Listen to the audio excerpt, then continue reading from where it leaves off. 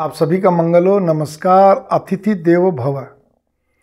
जब अतिथि मेहमान आते हैं कहने करती है तो उनका हंसकर मतलब चेहरे से आपकी प्रसन्नता झलकनी चाहिए, चेहरे से आपकी मुस्कुराहट झलकनी चाहिए। सामने वाले को भी लगे कि आप भाई कमाल है, मैं इनके घर गया हूँ, चाहे परिवार के साथ हो, अकेले हो, दुकेले, जैसे भी हो आप, और इन्होंने देखो एकदम देख के हमें एकदम चहक गए, प्रसन्न हो गए।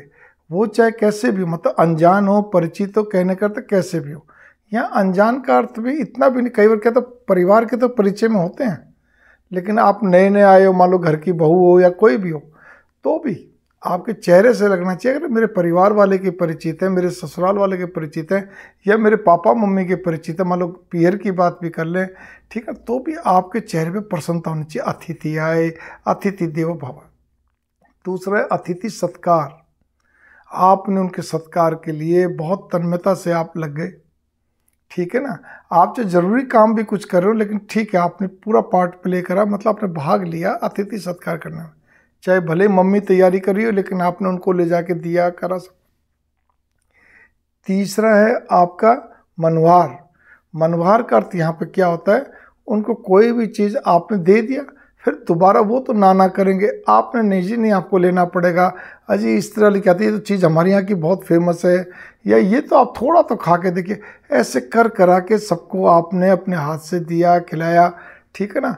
आप चलिए, मतलब एक तरीका होता है मनवार करने का। मनवार इसको बोलते हैं कि बहुत मीठे तरीके से, बहुत ही प्यार भरे, सने भरे दुलार से आप उनको कोई भी चीज़ को थोड़ा सा, इसको कहते हैं मीठी ज़बरदस्ती, आप करके उनको खिलाते हैं। ये तीनों चीज़ें मिलकर जो होता है तब अतिथि देवो भव बनता है, अतिथि सत्कार होता है, ठीक है ना। लेकिन आप बस अपने काम में बिजी हैं, आपके चेहरे पे कोई मुस्कुराहट नहीं, आप गंभीर मुद्रा लिए बैठे हैं, नहीं पार पड़ेगी।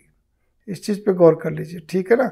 बाद में जब बोले तो थोड़ा सा मुस्कुरा लो, क्या मतलब बनता है, ठीक है। तो इससे सामने वाले को भी लगता है यार ये तो जो भी कोई स्त्री या पुरुष जो भी है, ये तो भाई या तो अहंकारी है, या ये बिल्कुल ही बस अपने में रहने वाला आइसोलेटेड टाइप का है, कुछ भी समझ लीजिए।